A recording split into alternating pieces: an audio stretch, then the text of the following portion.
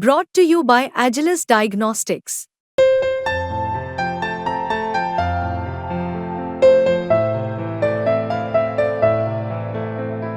Agilus Diagnostics. पिछले 40 दिनों में एक के बाद एक देश में 19 रेल दुर्घटनाएं हुई हैं। इन रेल दुर्घटनाओं का क्या है पाकिस्तान कनेक्शन? कौन है जो पटरी के जरिए आतंक को अंजाम देने की कोशिश कर रहा है? क्यों इंडियन रेलवेज यानी कि भारतीय रेलवे को टारगेट किया जा रहा है? इन सब पर बात करने के लिए मैं हूं मुनीश पांडे। नमस्कार, आदाब, सत श्री अकाल। क्राइम तक के इस नए एपिसोड में आपका स्वागत है। आज हम जिस सब्जेक्ट पर, जिस विषय पर हम बात करने जा रहे हैं, ये अपने आप में बेहद संवेदनशील है और तथ्यों के साथ मैं आपके सामने कुछ बातें रखूंगा जिसके बाद आप खुद फैसला कर लेंगे कि आखिरकार क्या कुछ हो रहा है, क्या कुछ करने की कोशिश की जा रही है जिसके जरिए देश की लाइफलाइन कही जाने वाली भारतीय रेलवे को पटरी से उतारने की कोशिश की जा रही है। सिर्फ भारतीय रेलवे को नहीं बल्कि पूरे देश में अलग अलग कोने पर हिंदू मुसलमान के बीच में झगड़े लगाने की कोशिश की जा रही है भारतीय रेलवे के जरिए। तो सबसे पहले मैं आपको आंकड़े बताता हूं। अगर मैं पूरे आंकड़े दूं आपको तो पिछले 2 सालों में 24 रेल दुर्घटनाएं हुई हैं। रेलवेज को पटरी से उतारने की कोशिश की गई, कई जगह पर सिग्नल को फेल करने की कोशिश की गई और कुछ तो ऐसी घटनाएं थीं जिसमें सीधे तौर पे ऐसे कनेक्शन सामने आए जिसमें कि साफ तौर पे दिख रहा था कि ये कोई आतंकी घटना है। ये अपने आप में इसके लिए महत्वपूर्ण हो जाता है क्योंकि पिछले 40 दिनों में यानी कि 1 अगस्त से लेकर तो 10 सितंबर आज की तारीख तक 40 दिनों में 19 रेल दुर्घटनाएं हुई हैं। और एक के बाद एक जब रेल दुर्घटना हो रही है तो कोई सवाल खड़े कर रहा है रेल मंत्रालय के ऊपर, कोई सवाल खड़े कर रहा है सरकार के ऊपर, कोई प्रधानमंत्री नरेंद्र मोदी सवाल कर रहा है, कोई रेलवे मंत्री से सवाल कर रहा है।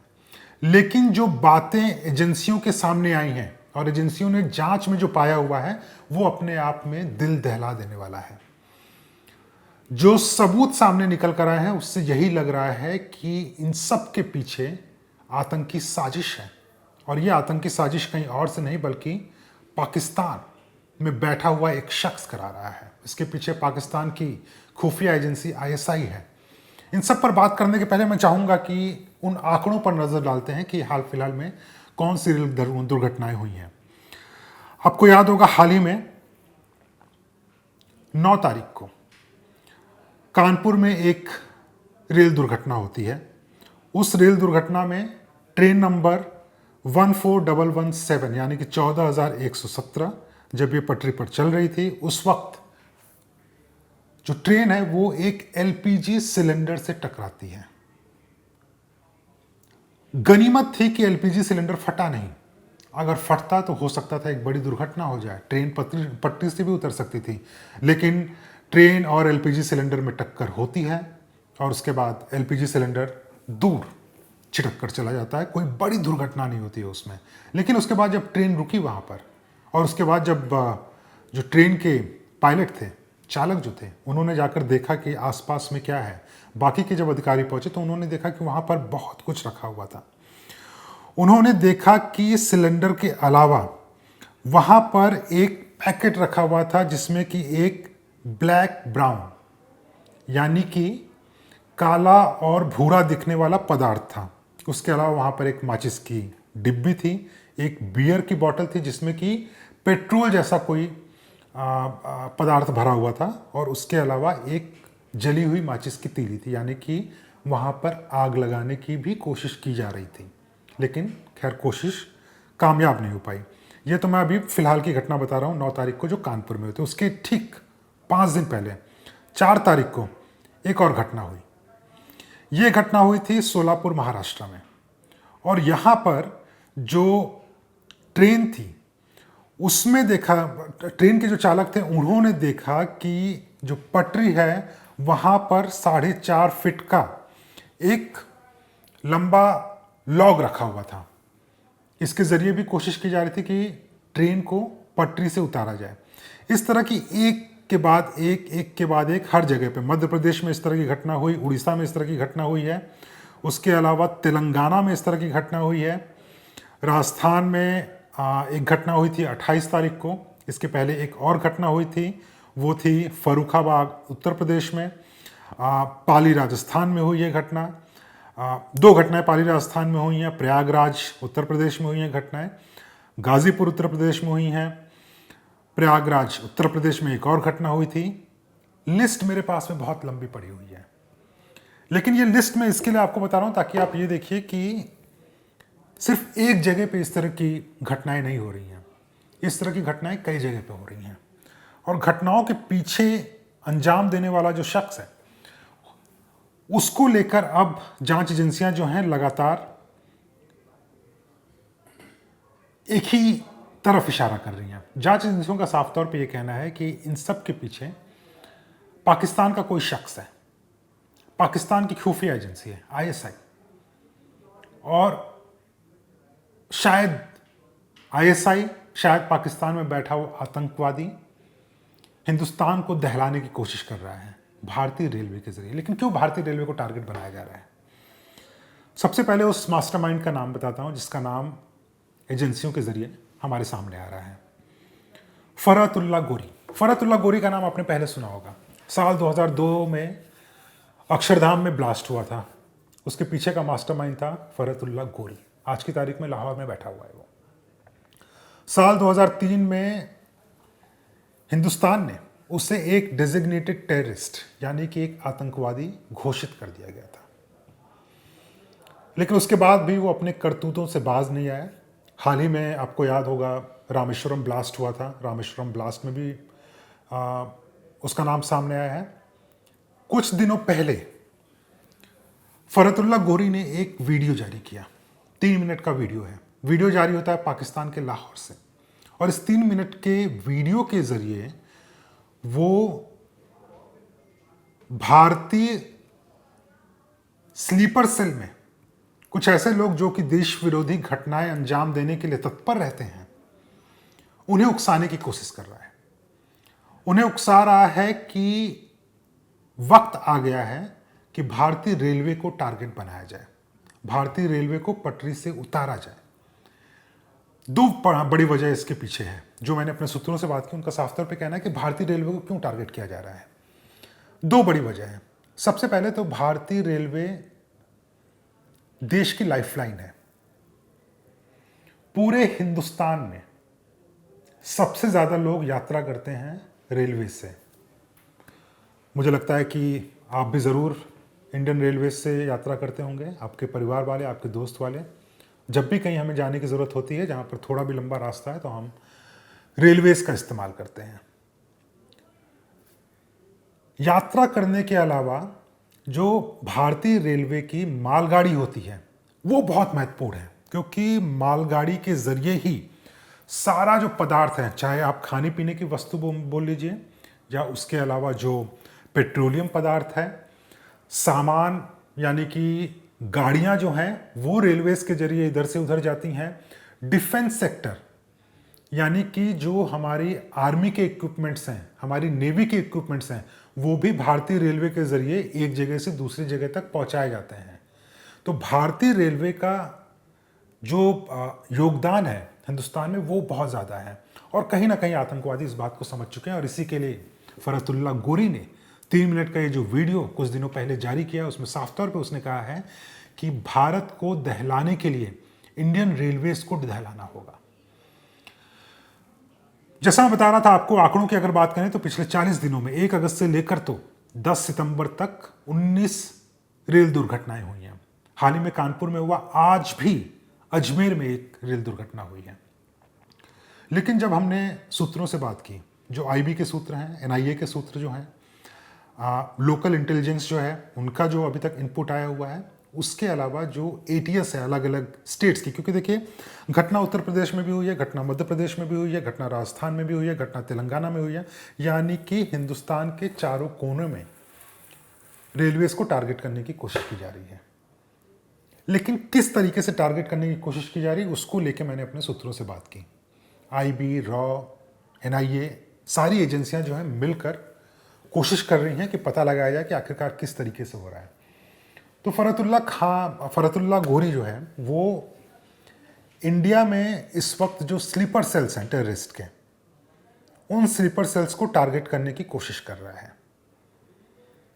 कुछ ऐसे संगठन हैं जहां पर युवाओं को पहले भड़काया जाता है, उनको रेडिकलाइज किया जाता है और उनको उस दिशा में झोंका जाता है जिससे कि वो देश विरोधी घटनाएं करने की कोशिश करें।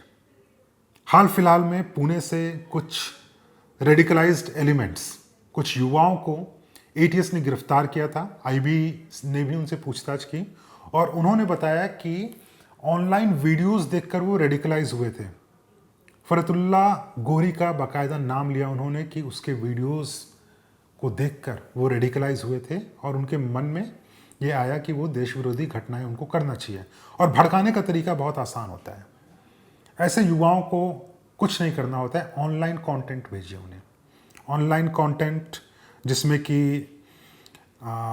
हिंदू मुसलमान के खिलाफ बोल रहा है, मुसलमान हिंदू के खिलाफ बोल रहा है, कुछ ऐसी पुरानी घटनाएं जिसमें कि कभी किसी एक धर्म के लोगों ने दूसरे धर्म के धर्म स्थल पे कोई अटैक किया हो, इस तरह के वीडियोस दिखाए जाते हैं और उसके बाद युवाओं को भड़काने की कोशिश की जाती है।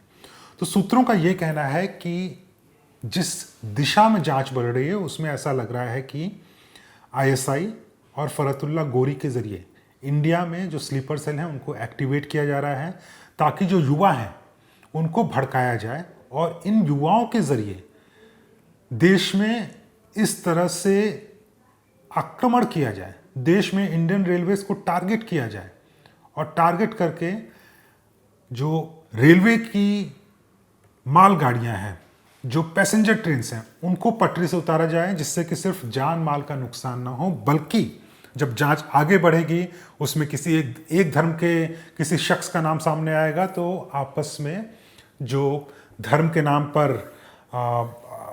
राजनीति होती है, धर्म के नाम पर जो भड़काने की कोशिश की जाती है, उस तरह से भड़काने की कोशिश की जा सके।